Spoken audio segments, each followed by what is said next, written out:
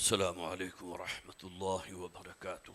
الحمد لله نحمده ونستعينه ونستغفره ونؤمن به ونتوكل عليه ونعوذ بالله من شرور أنفسنا ومن سيئات أعمالنا. من يهده الله فلا مضل له ومن يضلله فلا هادي له، ونشهد أن لا إله إلا الله وحده لا شريك له، ونشهد أن سيدنا ومولانا محمدا عبده ورسوله، فصلى الله عليه وسلم تسليما كثيرا كثيرا. أما بعد، فأعوذ بالله من الشيطان الرجيم. بسم الله الرحمن الرحيم. إذا زلزلت الأرض زلزالها وأخرجت الأرض أثقالها وقال الإنسان ما لها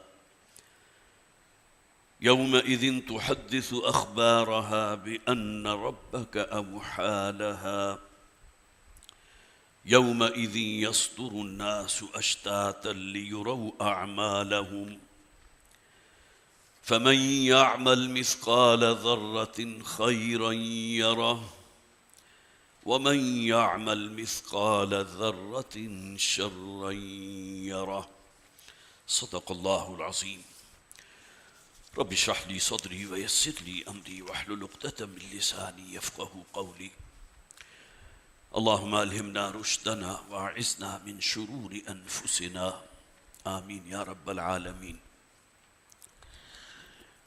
حضرات، ان اجتماعات جمعہ میں کافی ہماری مجالس جو ہیں سورہ حجرات کے مطالعے پر صرف ہوئیں، اور اس کے بعد میں سوچ رہا تھا کہ اب یہاں آیا کسی طویل سورت کو ہم شروع کریں. سورہ بنی اسرائیل ہے، سورہ کہف ہے، سورہ یاسین ہے، یا یہ کہ کچھ اور منتخب مقامات یہاں ہمارے زیر درس آئے. تو اس سے پہلے مجھے کہا بھی گیا تھا، بعض حضرات کی طرف سے یہاں بھی توجہ دلائی گئی کہ آخری پارے کی جو آخری صورتیں ہیں، جو اکثر و بیشتر ہم سنتے ہیں اپنی جہری رکعتوں میں، یا جنہیں وہ یاد ہیں اور ان کا یہ معمول ہے کہ وہ اپنے سنتوں اور نوافل میں اس کا تلاوت کرتے ہیں، تو کیوں نہ ان صورتوں کے اوپر ذرا تفصیلی بات کی جائے. اور یہ وہ تجربہ ہے جو مسجد دارالسلام باغ جناح میں نے کیا تھا اور بہت ہی مفید رہا تھا. وہاں لگ بھگ ان 15 صورتوں پر 1 سال تو لگا، اس لیے کہ ہر مہینے کے صرف 2 جمعے ہوتے تھے شروع کے جو میرے وہاں کے لیے متعین تھے. لیکن یہ کہ سورہ زلزال سے لے کر سورہ ناس تک یہ کل 16 صورتیں ہیں کہ جن کا ہم نے وہاں مطالعہ کیا تھا، اور جیسا کہ میں نے عرض کیا وہ بات جو ہے بڑی مفید پائی گئی. تو اللہ کا نام لے کر آج سے ہم سورہ زلزال سے اپنے اس، جسے آپ کہیے کہ ایک نصاب ہے قرآن حکیم کا، اور یہ صورتیں وہ ہیں کہ جن میں سوائے ایک صورت کے تقریباً تمام کی تمام صورتیں مکہ میں نازل ہوئیں. اور اس کے بارے میں بھی اتفاق ہے کہ اکثر صورتیں وہ ہیں کہ جو نبی اکرم صلی اللہ علیہ وسلم کا جو مکی دور تھا، آغاز وحی کے بعد سے 40 برس کی عمر بھی تو آپ نے مکہ میں گزاری نا، لیکن وحی کا آغاز کب ہوا تھا؟ 40 برس کی عمر کے بعد. تو یہ جو صورتیں ہیں اصل میں اس دور میں نازل ہوئی جو حضور صلی اللہ علیہ وسلم کی مکی دور کے بالکل اوائل کی جو ڈیوریشن ہے، جو دورانیہ ہے، اس میں یہ صورتیں نازل ہوئی ہیں. سورہ زلزال سے لے کر جو 99ویں صورت ہے اور سورہ ناس تک کل یہ 16 صورتیں ہیں. اور آخری پارے میں یہ ہمارے زمانے میں تو معمول تھا، اور میں بھی اس سے ہو گزرا تھا، کہ بالکل جو ہماری شعوری زندگی کا آغاز ہوتا ہے، جبکہ ابھی ہم نے الف بے پڑھنا سیکھا تھا اور اس کے بعد جو ہے اسکول میں داخلہ ہوا تھا، تو ہم سب بہن بھائیوں کو والد محترم نے آخری پارہ جو ہے وہ حفظ کرا دیا تھا. اب بھی یہ معمول ہے کہ جو بھی دینی گھرانے ہیں کہ جن کے بزرگوں کے ہاں جو ہے قرآن حکیم سے ایک محبت اور عقیدت کا معاملہ ہے، وہ یہ کام کرتے ہیں. اور وہ آخری پارے کی صورتیں وہ شروع ہوتا تھا پیچھے سے، سورہ ناس، پھر سورہ فلق، اور اس کے بعد سورہ اخلاص، اور اس طرح چلتے ہوئے اما یتساءلون جو ہے، جو گویا کہ جو 30واں پارہ شروع ہو رہا ہے وہاں تک پہنچ جاتے تھے۔ اور جیسا کہ میں نے عرض کیا کہ اب بھی بعض گھرانوں میں اس کا اہتمام ہوتا ہے، اور میں کہوں گا کہ بہت ہی مبارک ہیں وہ گھرانے جہاں ان باتوں کو ترجیحاً جو ہے اختیار کیا جاتا ہے۔ تو آخری پارے میں کل 37 صورتیں ہیں، اور ان میں صرف 2 صورتیں وہ ہیں جو متفق علیہ مدنی صورتیں ہیں۔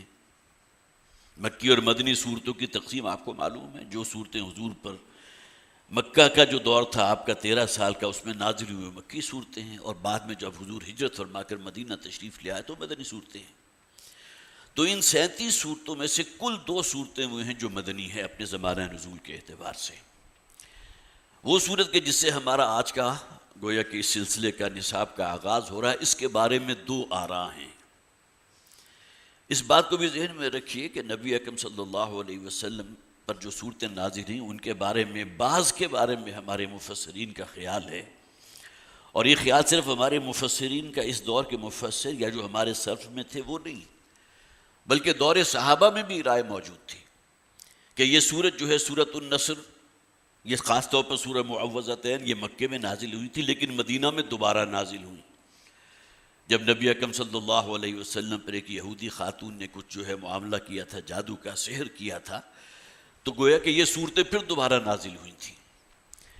اسی طرح یہ بعض صورتیں اور بھی ہیں کہ جس کے بارے میں اس میں سورہ زلزال بھی ہے۔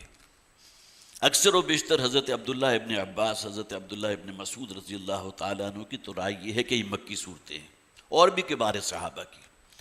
لیکن ایک روایت وہ ہے کہ جو بہت ہی، جسے آپ کہیے کہ سند کے اعتبار سے مضبوط ہے، کہ جو حضرت ابو سعید خدری رضی اللہ تعالی عنہ سے مروی ہے، اور وہ بڑا پیارا واقعہ ہے۔ ظاہر ہے کہ یہ واقعے جو ہیں ہمارے لیے بڑی ایک ایمان اور تقوی کے جو جذبات ہیں اس میں ایک مہمیز کا کام کرتے ہیں۔ تو حضرت ابو سعید خدری رضی اللہ تعالی عنہ مدینہ کے رہائشی تھے، اور نوعمر صحابہ میں ان کا شمار ہوتا ہے، لیکن یہ کہ جیسے ہی حضور مدینہ تشریف لائے تھے تو وہ بھی ایمان لے آئے تھے، گویا کہ نوجوان صحابہ میں سے وہ جو مدینہ کے رہنے والے تھے۔ تو ایک دن وہ خود فرماتے ہیں، اور یہ روایت موجود ہے مسند احمد میں موجود ہے، بعض اور کتابوں میں موجود ہے، کہ ایک موقع پر جب کہ ہم حضور صلی اللہ علیہ وسلم کے پاس بیٹھے ہوئے تھے تو میں نے حضور سے سوال کیا صلی اللہ علیہ وسلم کہ حضور کیا میرے جو اعمال ہیں،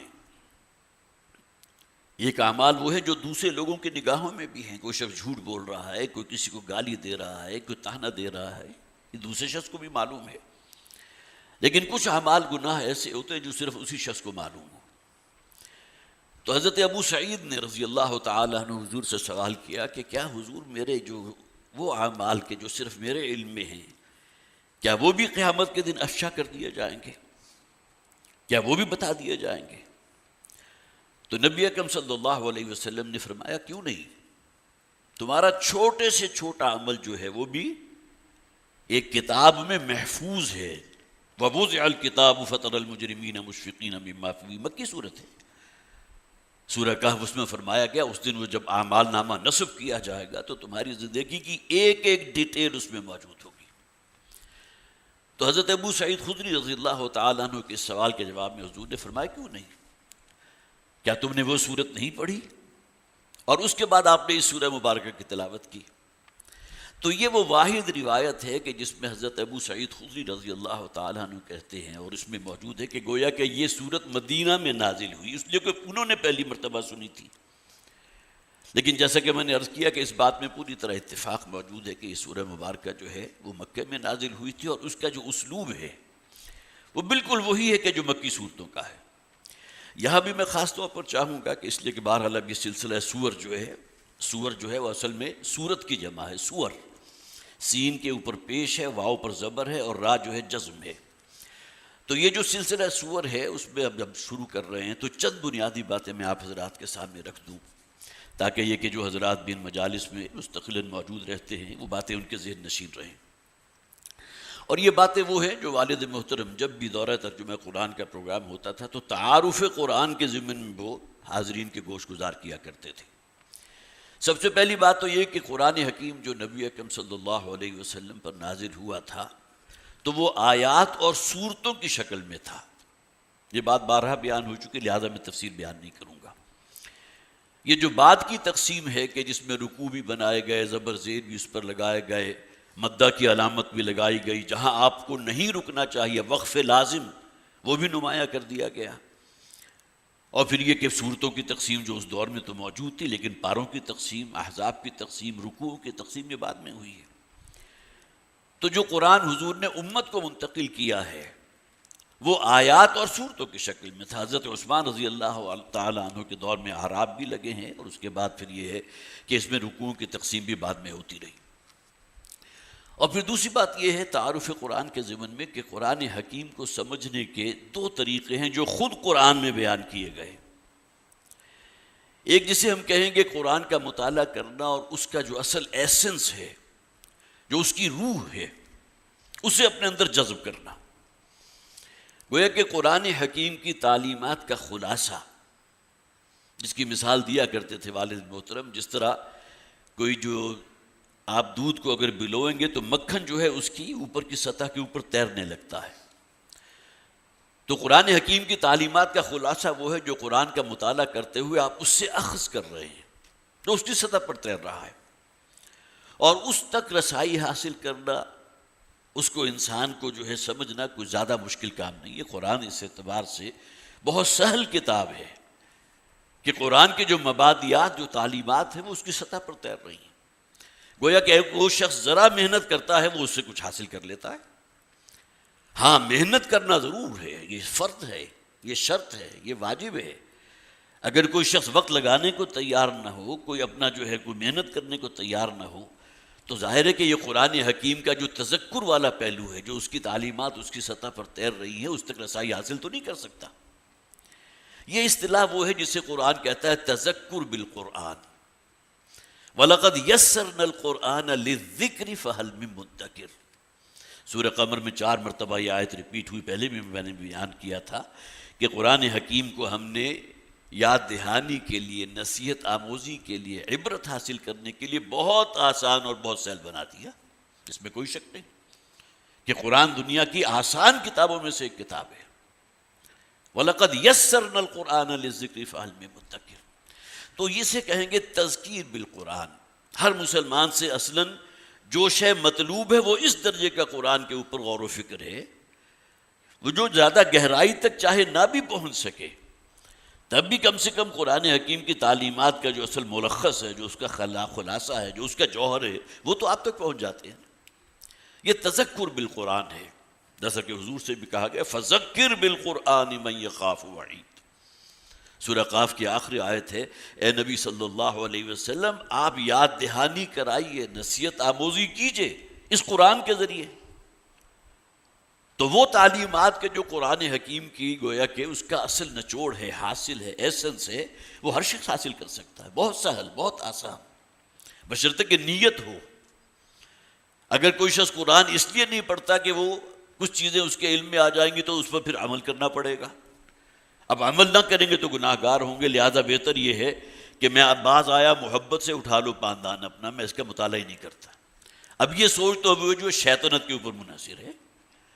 وہ ہے کہ کوئی شخص اللہ کی کتاب مان رہا ہے، یہ اللہ کا کلام ہے، اللہ کی کتاب ہے، لیکن اسے اس لیے نہیں پڑھ رہا کہ جو باتیں میرے علم میں آئیں گی اس پر مجھے عمل کرنا پڑے گا، اور اگر میں عمل نہیں کروں گا تو مجھے گناہ ہوگا. لہذا بہتر ہے کہ اس کو نہ ہی سمجھو. جس طرح ہمارے ہاں ایک طبقہ موجود ہے جو قرآن حکیم کے بارے میں کہتا ہے وہ اس کو تلاوت کرو، اس سے ثواب حاصل کرو، باقی اس کو خود سمجھنے کی کوشش نہ کرنا. ایک درجے میں بات صحیح ہے، لیکن یہ کہ اس سے یہ نتیجہ نکال لینا کہ اس کا ترجمہ بھی نہ پڑھیں، اس کی کوئی تفسیر بھی نہ پڑھے، کوئی اور آپ ایسی حواشی جو ہے قرآن حکیم کے جس میں اس کی جو ہے تفصیل بیان کی گئی ہو اس سے بھی کوئی اعتنا نہ رکھیں، تو ظاہر ہے کہ تو جسے آپ کہیے تو جہالت والی بات ہے. قرآن صرف اس لیے نازل تو نہیں ہوا تھا کہ یہ اعلیٰ ثواب ہے، صرف سے پڑھ کر جو ہم ثواب حاصل کر لیں. تو تذکر بالقرآن اور دوسرے پھر تدبر قرآن ہے. یہ بھی قرآن حکیم کی اصطلاح ہے. افلا یتدبرون القرآن ام علی قلوب اقفالها. یہ لوگ قرآن پر تدبر کیوں نہیں کرتے؟ کیا ان کے دلوں کے اوپر کوئی تالے ڈال دیے گئے ہیں؟ ان کے دل آمادہ نہیں ہوتے قرآن پر غور و فکر کرنے کے لیے۔ اب یہ وہ پہلو ہے جس کے بارے میں جیسا کہ میں نے عرض کیا کہ اس میں محنت بھی لگتی ہے، راتیں بھی لگانی پڑتی ہیں، اور جو ہمارے سلف میں جو بڑے بڑے مفسرین گزرے ہیں انہوں نے جس طرح عرق ریزی کی ہے، 20 سال 25 سال انہیں لگے ہیں کسی قرآن حکیم کی تفسیر لکھنے میں، اور 20 جلدوں کے اندر قرآن حکیم کی تفاسیر جو ہے ہمارے سامنے موجود ہیں۔ یہ اصل میں بہت بڑا احسان ہے ان مفسرین کے جنہوں نے اپنی زندگیاں لگا دی اس کام کے لیے، اور ان کے طفیل گایوں کہ وہ ہدایت کا ایک منبع اور سرچشمہ ہے جو ہم تک پہنچا ہے، وہ چشمہ رواں ہے جو ہم تک پہنچا ہے۔ تو تذکر بالقرآن اور تدبر قرآن، ان دو اعتبارات سے بھی آپ اس کو خاص طور پر نوٹ کیجئے۔ اب یہاں جو ہم گویا کہ جو مطالعہ کریں گے تو اس میں بڑا حصہ تو تذکیر بالقرآن والا ہے، نصیحت، یاد دہانی، کچھ چیزیں جو کہیں ہمارے شعور میں کہیں نیچے اتر چکی ہیں انہیں اجاگر کرنا، اور جسے کہا گیا نا کہ انسان بہت سے غلاف جو ہے اپنے گرد لپیٹ لیتا ہے، ان غلافوں کو شکاف دینا تاکہ اندر سے وہ جو اصل معرفت ہے اللہ کی، اللہ پر ایمان ہے، اللہ کا یہ تقوی اختیار کرنا ہے، یہ شمع انسان میں روشن ہو۔ اب آئیے اس سورہ مبارکہ کی طرف۔ یہ صرف 2 باتیں میں نے عرض کی ہیں، باقی تعارف قرآن کا جو والد محترم کا لیکچر ہوتا ہے وہ تو گھنٹہ 1.5 گھنٹے پر مشتمل ہوتا ہے، اس میں سے بہت سی باتیں وہ ہیں کہ جو بہرحال آپ حضرات کے علم میں آنی چاہیے، اور ہمارا جو بیان القرآن ہے جو 7 جلدوں پر مشتمل ہے، اس میں تعارف قرآن کے نام سے جو ہے پورا ایک حصہ جو ہے موجود ہے، اس کا آپ مطالعہ بھی کیجیے گا۔ اس سورہ مبارکہ کے زمانہ نزول کے بارے میں میں نے عرض کیا، یہ مکی صورت ہے، لیکن یہ کہ اس کے بارے میں ایک روایت وہ ہے کہ جس سے یہ خیال پیدا ہوتا ہے کہ یہ مدنی صورت ہے، اور دوسری بات جو میں نے کہی وہ یہ کہ پھر یہ سورہ مبارکہ مدینہ میں بھی نازل ہوئی حضور پر صلی اللہ علیہ وسلم۔ اس سورت کا نام ہے سورۃ الزلزال۔ یہ زلزلے کا لفظ ہماری اردو زبان میں مستعمل، گویا کہ ہلنا، اور ہلنا بھی صرف چھوٹا موٹا ہلنا نہیں بلکہ ذرا شدت کے ساتھ ہلنا، زلزلہ تو مفہوم کے اندر یہ ہے، اور یہ ہلنا ایک فزیکل بھی ہو سکتا ہے، اور ایک انسان کے اندر جو ہے کچھ ایسی حقائق اس کو جو ہے پہنچائے جائیں کہ وہ اندر سے ہل کر رہ جائے، یہ دونوں چیزیں بیان ہیں۔ اور جو فزیکل ہوگا اس کے اندر ظاہر ہے کہ ہمارے ہاں وہ زلزلے کی اصطلاح بھی موجود ہے، اور کیسے کیسے زلزلے آئے جنہوں نے پوری بستیوں کو نیست و نابود کر دیا۔ 2004 یا 2005 میں جو زلزلہ آیا تھا آپ کو معلوم ہے کم و بیش بھی 3-4 لاکھ افراد جو ہے اس کے اندر ہلاک ہوئے تھے۔ تو بہرحال یہ اللہ تعالیٰ کی طرف سے ایک پکڑ بھی ہے، اور انسان کے اوپر جو ہے ایک، جیسے آپ کہیے کہ قرآن حکیم جو کہتا ہے نا کہ ہم لوگوں کو چھوٹے چھوٹے جھٹکے جو ہے وہ پہنچاتے ہیں تاکہ یہ کہ وہ اس بڑے عذاب سے پہلے وہ اللہ کی طرف رجوع اختیار کریں۔ تو زلزال کا لفظ ہے کہ جو اصل میں سورہ مبارکہ کا نام ہے جو اسی سورت کی پہلی آیت سے لیا گیا۔ اس کے بعد آئیے اس سورت کا ہم مطالعہ کرتے ہیں۔ اذا زلزلت الارض زلزالہا، جب کہ زمین ہلائی جائے گی جیسا کہ ہلایا جاتا ہے۔ اس کا مفہوم ہے گویا کہ ایک تو ہے کسی شے کا ہلنا، تھوڑا بھی زمین کا اگر کوئی جنبش پیدا ہوگی تو ظاہر ہے آپ نے کسی نقشے دیکھے ہیں، لوگ اپنی جگہوں کو چھوڑ کر بھاگتے ہیں، لا الہ الا اللہ محمد رسول اللہ کا ورد کرتے ہوئے باہر نکل آتے ہیں۔ یہ جنبش تو کچھ بھی نہیں ہے، وہ جو قیامت والی جنبش ہوگی جب کہ اللہ تعالیٰ اس کائنات کے نظام کو لپیٹ دے گا، جسے زلزلۃ الساعہ کہا گیا۔ اب یہ اصطلاح قرآن حکیم میں بہت سے اعتبارات سے موجود ہے۔ الساعہ کہا گیا وہ وقت کے جو گھڑی ہوگی اس کائنات کی، گویا کہ اینڈ ہو رہا ہے، ختم ہو رہی ہے۔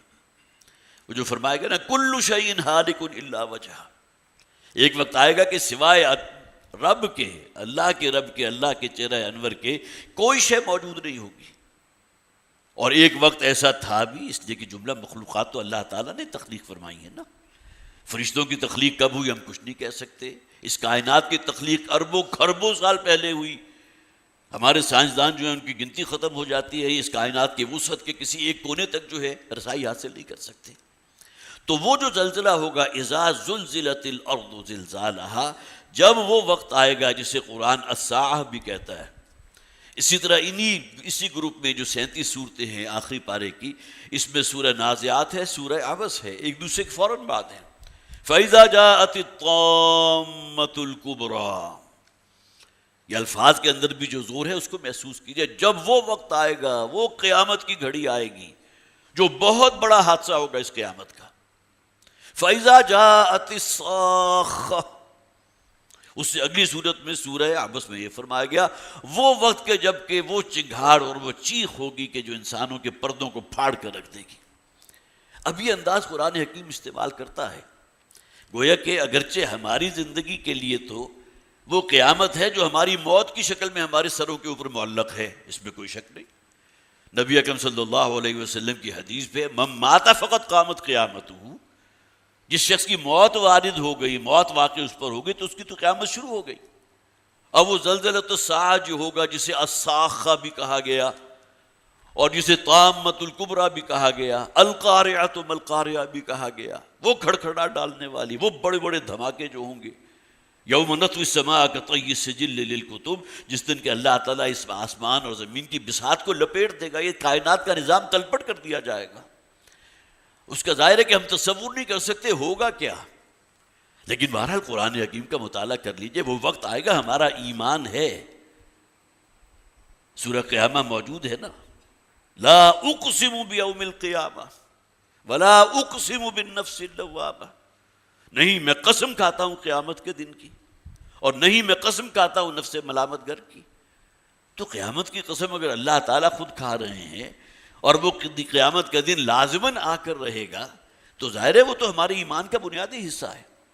اب وہ کیا شکل ہوگی اس کا مختلف جو ہے، جیسا کہ قرآن حکیم میں کہا گیا یوم یجعل الولدان شیبا السماء منفطر بہ، اس دن جو ہے وہ شدت اور غلظت ہوگی کہ بچے بوڑھے ہو جائیں گے. گویا کہ صدمے کی وجہ سے، خوف اور دہشت کی وجہ سے جو عالم ہوگا. یہ مختلف اسالیب قرآن حکیم نے استعمال کیے ہیں اس دن کی جو جسے آپ کہیے کہ شدت کو واضح کرنے کے لیے.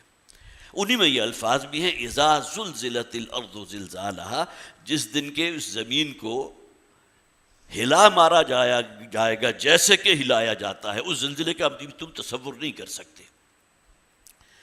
اب دیکھیں یہاں جو الساعہ کا ذکر ہوا، اس میں بھی اس بات کو ذہن میں رکھیے قرآن حکیم میں دو مراحل کا ذکر کیا گیا، نفخہ اولا اور نفخہ ثانیہ. اور اس بات کو بہت ہی وضاحت کے ساتھ اللہ تعالیٰ نے بیان فرمایا سورہ زمر میں آیت نمبر 68 میں، وَنُفِخَ فِي الصُّورِ فَصَعِقَ مَن فِي السَّمَاوَاتِ وَمَن فِي الْأَرْضِ، جس دن کے سور میں پھونکا جائے گا اور اس زمین و آسمان اور اس کائنات کی ہر شے ختم ہو جائے گی. صاعق بے ہوش ہو جانا، وہ کہ صرف بے ہوشی نہیں ہے بلکہ اس نظام کو تلپٹ کر دیا جائے گا. اور اس بے ہوشی کے، اس دنیا کی بے ہوشی کے اوپر اس کو جو ہے کہیں جو ہے اس پر قیاس نہ کرو. فَصَعِقَ مَن فِي السَّمَاوَاتِ وَمَن فِي الْأَرْضِ إِلَّا مَن شَاءَ اللَّهُ، سوائے جسے اللہ چاہے. اور مستند روایات موجود ہیں کہ اس دن کا وہ جو الساعہ ہے، جو زلزلہ ہے، اس سے محفوظ کون رہیں گے؟ صرف وہ فرشتے کہ جنہوں نے اللہ کے عرش کو تھاما ہوا ہے. اب ہمارے ذہن میں ظاہر ہے کہ ہمارا ذہن جو ہے وہ تو فوری طور پر ایک تصور اپنے ذہن میں قائم کر لیتا ہے، وہ بنا لیتا ہے کہ گویا کہ کوئی بہت بڑا جو ہے، بہت بڑا عرش ہے کہ اس کو جو ہے 8 فرشتوں نے اس کو جو ہے وہ تھاما ہوا ہے اور ان کے اوپر وہ بے ہوشی اس دن کی نہیں ہوگی، قیامت کی سختی ان لوگوں کے لیے نہیں ہوگی. کسی حدیث میں یہ بھی کہا گیا کہ اللہ تعالیٰ اپنے عرش کے سائے تلے جو ہے ان لوگوں کو جگہ عطا فرمائے گا جن میں یہ اوصاف موجود ہوں گے. 7 صفات کا ایک حدیث کے اندر ذکر کیا گیا. تو اللہ کا عرش ہے جسے حملۃ العرش کہتے ہیں، 8 فرشتے جو اللہ کے عرش کو تھامے ہوئے ہیں. اس کا ہم تصور نہیں کر سکتے کہ کیا عرش کی شکل ہوگی اور کس طرح انہوں نے تھاما ہوا ہوگا. لہٰذا اس آیت میں جو فرمایا گیا نا فَصَعِقَ مَن فِي السَّمَاوَاتِ وَمَن فِي الْأَرْضِ، ہر شے ختم ہو جائے گی زمین و آسمان کی، الا من شاء اللہ، مگر وہی کہ جسے اللہ چاہے گا. اور پھر آگے فرمایا ثم نفخ فیہ اخری، گویا کہ پہلا نفخہ جو ہے جسے الساعہ کہا گیا، الصاخہ کہا گیا، طامۃ الکبریٰ کہا گیا، اس کے بعد ایک دوسرا نفخہ ہوگا. ثم نفخ فیہ اخری، اس کے بعد دوبارہ ایک مرتبہ سور میں پھونکا جائے گا. فَإِذَا هُمْ قِيَامٌ يَنظُرُونَ، اور اس کے بعد تم دیکھو گے تمام لوگ جو ہے اپنی قبروں سے اٹھ کر کھڑے ہو جائیں گے. گویا کہ جو منتج ہوگا یہ پورا کا پورا سانحہ وہ کس پر ہوگا؟ اس قرآن میں بھی اس سورہ مبارکہ میں چند اور چیزیں بھی بیان کی گئی ہیں. وہ اصل میں وہ حساب کتاب کا دن جو آنے والا ہے، اور انسانوں کو اس دن ان کے قبروں میں سے نکال کر جو ہے باہر کھڑا کر دیا جائے گا۔ فَإِذَا هُمْ قِيَامٌ يَنظُرُونَ، اب وہ تمام انسان جو ہے حضرت آدم سے لے کر اور آخری انسان جو قیامت سے قبل اس دنیا میں موجود ہے، وہ سب کے سب وہاں جو ہے اپنی قبروں سے نکل کر کھڑے ہو جائیں گے، اور گویا کہ اب وہ دور ہوگا کہ جسے ہم حشر نشر کہتے ہیں، حساب و کتاب کہتے ہیں، مواخذہ کہتے ہیں۔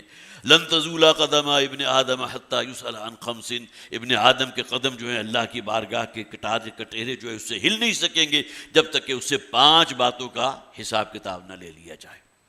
اب یہ حدیث بھی بارہا آپ کو سنائی ہے، ان کا میں ذکر نہیں کر رہا، لیکن بہرحال وہ دن اذا زلزلت الارض زلزالها، وہ دن کے جس دن اس زمین کو ہلا مارا جائے گا جس طرح کہ ہلائی جاتی ہے نفخہ اول اور اس کے بعد پھر نفخہ ثانیہ، اور نفخہ ثانیہ کا نتیجہ کیا کہ تمام انسانوں کو دوبارہ زندہ کر کے ان کے رب کے حضور کھڑا کر دیا جائے گا۔ اب یہ آخری پارے کے جو صورتیں ہیں اس کے اندر خاص طور پر انذار آخرت آپ کو بہت نمایاں نظر آتا ہے، اس لیے کہ وہ جو حالی کے الفاظ ہیں نا، وہ بجلی کا کڑکا تھا یا صوت ہادی عرب کی زمین جس نے سالی ہلا دی، وہ صورتیں کہ جس کا جو ہے آغاز قسموں سے ہوا ہے، اور اس نے جو اس کے اندر ایک جلالت ہے ان صورتوں کے الفاظ کے اندر، جو ہیبت ہے، گویا کہ وہ جو بجلی کا کڑکا تھا یا صوت ہادی عرب کی زمین جس نے ساری ہلا دی، تو گویا کہ اس کا اگر اطلاق ہوتا ہے تو آخری پارے کی ان صورتوں پر ہوتا ہے جس میں جھنجھوڑنے کا انداز ہے، متنبع کرنے کا انداز ہے۔ جس طرح کوئی شخص جو ہے نیند کے ماتے وہ ہیں کہ جو بالکل جو ہے بے ہوشی کے نیند سو رہے ہیں، انہیں جھنجھوڑ کر جو ہے انہیں بیدار کرنا مقصود ہے۔ حضور پر جو اولین دور میں صورتیں نازل ہوئی ہیں وہ اسی نوعیت کی تھی، جس کا جیسا کہ میں نے عرض کیا کہ ہم نے آغاز کیا ہے آج سے انشاءاللہ، اور سورہ زلزال پر ہماری گفتگو جاری رہے گی۔ چند تمہیدی باتیں میں نے عرض کی ہیں، اور صرف پہلی آیت جو ہے اس پر کسی درجے میں بات کر سکا ہوں۔ اللہ تعالی ہمارے اندر جو اصل مطلوب ہے ان صورتوں کا کہ ہمارے اندر ایمان پیدا ہو آخرت پر، اور مرنے کے بعد کی زندگی پر ہمارا یقین پختہ سے پختہ تر ہوتا چلا جائے، اللہ تعالیٰ یہ صفت ہمارے اندر پیدا فرمائے۔ یہ جو دہشت گردی کا حالیہ واقعہ ہوا ہے کینیڈا میں، اس کے حوالے سے یہ تحریر ہے جو آپ کو میں سنانا چاہتا ہوں کہ سانحہ کینیڈا در حقیقت اسلاموفوبک دہشت گردی ہے، ایک اسلاموفوبیا ہے کہ اسلام کے خلاف انسان کے اندر جو ہے کوئی جذبات ہوں، لیکن جب اس کو ایکشن کوئی کر لے کوئی شخص مسلمانوں کے لیے جو ہے جسے آپ کہیے کہ ان کو کوئی قتل کے درپے ہو جائے، تو یہ پھر دہشت گردی بن جاتی ہے، وہ پھر اسلاموفوبیا نہیں رہتا، پھر معاملہ جو ہے وہ ٹیررزم تک پہنچ جاتا ہے۔ یہ بات تنظیم اسلامی کے امیر شجاع الدین شیخ صاحب نے ایک بیان میں کہی ہے کہ کینیڈا کے صوبہ انٹاریو میں ایک ٹرک ڈرائیور نے پاکستانی نژاد مسلم فیملی پر جان بوجھ کر ٹرک چڑھا دیا، جس سے ایک بچے کے سوا پورا مسلمان خاندان جو ہے شہید ہو گیا۔ حقیقت یہ ہے کہ مغرب کی حکومت اور متعصب میڈیا ایک عرصے سے اسلاموفوبیا میں مبتلا ہے، وہ تو ایک حقیقت ہے، آپ کو معلوم ہے، جسے اب انہوں نے اپنی عوام میں بھی منتقل کرنا شروع کر دیا، جس کا نتیجہ یہ نکلا کہ اسلاموفوبیا نے اب اسلاموفوبک دہشت گردی ٹیررزم کی شکل اختیار کر لی۔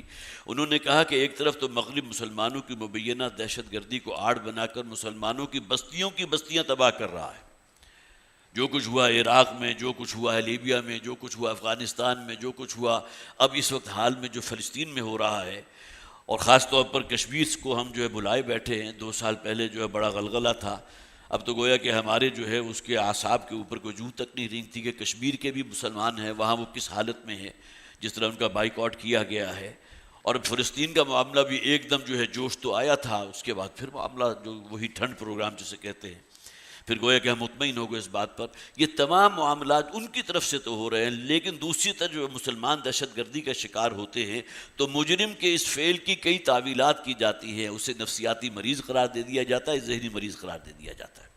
ایک شخص جو ہے خواہ وہ 20-25 افراد کو ہلاک کر دے تو معلوم ہوا کہ اس کو تو ذہنی عارضہ تھا، اور مسلمانوں کی بستیاں جو ہیں وہ تباہ کر رہے ہیں۔ انہوں نے کہا کہ کسی حادثے میں غیر مسلموں کے متاثر ہونے پر امریکہ اور سارا یورپ آسمان سر پر اٹھا لیتے ہیں، لیکن انتہائی افسوس اور دکھ کی بات ہے کہ مسلمان فیملی کے بے دردی کے ساتھ قتل کیے جانے پر سوائے پاکستان اور ترکی کے پوری امت مسلمہ مکمل طور پر خاموش ہے۔ معلوم ہوتا ہے کہ بے حسی کی انتہا ہے کہ کہاں ان کا معاملہ اور کہاں یہ اگر واقعہ ہوا ہے تو اس کے بارے میں کوئی ذکر ہی نہیں۔ حقیقت یہ ہے کہ امت مسلمہ کی یہ بے حسی دشمنان اسلام کی تقویت کا باعث بن رہی ہے. یہ ہماری خاموشی ہے نا جس کی وجہ سے انہیں مزید شے مل رہی ہے، اور مسلمانوں کا خوب خون بہانے میں بہت جری ہوتے چلے جا رہے ہیں. ضرورت اس امر کی ہے کہ مسلمان سربراہان حکومت سر جوڑ کر بیٹھیں اور مسلمانوں کے خلاف اس بڑھتی ہوئی دہشت گردی کے خلاف کوئی جامع لائحہ عمل طے کریں. بہرحال یہ خواہش تو ہے، لیکن اس خواہش پر عمل کیا ہوگا اس کے بارے میں ظاہر ہے کہ اختیار میں ہمارے کچھ نہیں ہے. لیکن بہرحال کم سے کم یہ کہ جو کہا گیا نا کہ کسی شخص کے دل میں اگر رائی کے ذرے کے برابر بھی ایمان موجود ہے تو کم سے کم یہ غیرت ایمانی اس میں ہونی چاہیے، اور گناہ کے خلاف کوئی نفرت جو ہے اس کے اندر موجود ہونی چاہیے. بارک اللہ لی ولکم فی القرآن العظیم ونفعنی وإیاکم بالآیات والذکر الحکیم.